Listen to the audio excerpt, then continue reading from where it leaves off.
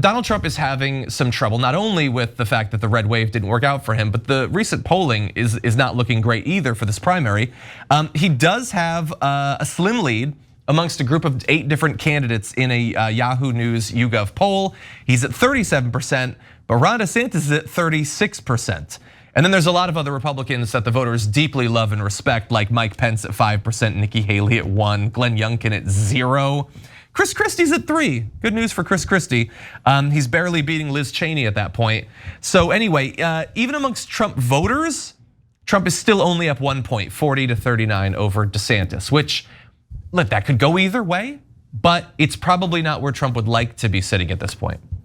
No, it's not where the standard bearer of the party should be sitting at this point, especially in a poll that is based entirely on name recognition. Polls at this stage of any election are based on name recognition. DeSantis's name has been up more than the others. Of course, people know Mike Pence because he was the vice president. A lot of those other names aren't names that people have any connection with. That's why Chris Christie's at 3%. There's no chance that Chris Christie would get 3% of the vote in a primary now.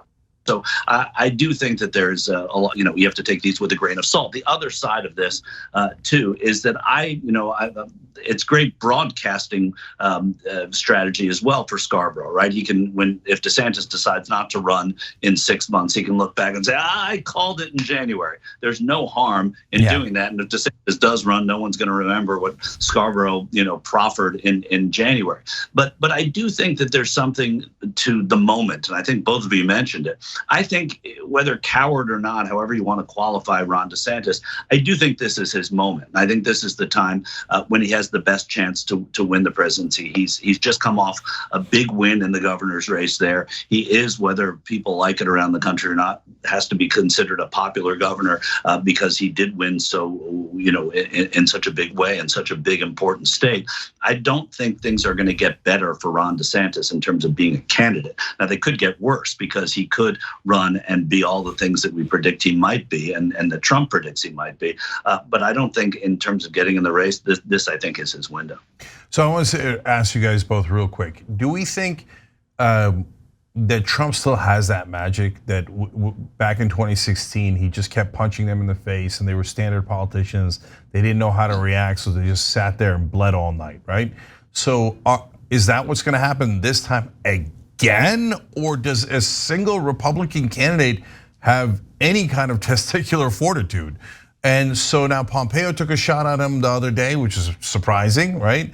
Given that Pompeo was a Secretary of State. And so it's possible, by the way, that if DeSantis doesn't run, that someone else wins.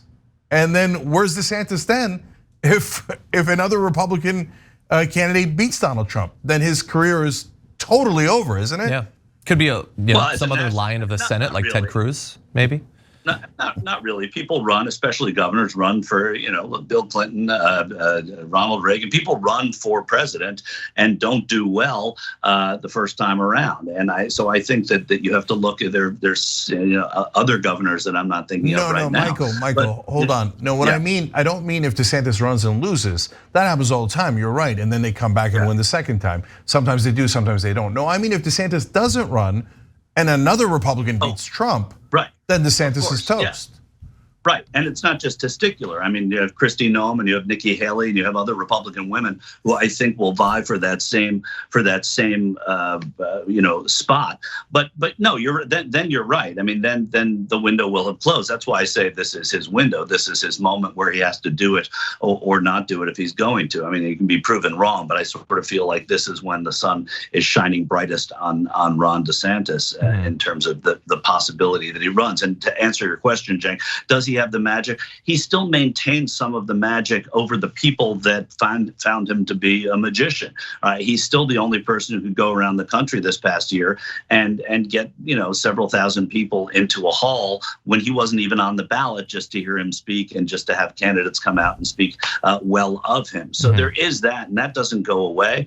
I don't know that he's going to have the same pull over the moderate Republicans. I think we're going to talk a little bit later over Christian Republicans about that. So I think that a lot of the core constituencies that came to Trump after the primaries last time that weren't with him in the primaries, I don't think they're going to stay with him in a general election this time. Yeah. I honestly think that the one advantage that he has is that there is nothing he won't say, no matter how untrue, no matter how deranged. And I think that that is always going to be a powerful weapon. Thanks for watching The Young Turks. Really appreciate it. Another way to show support is through YouTube memberships.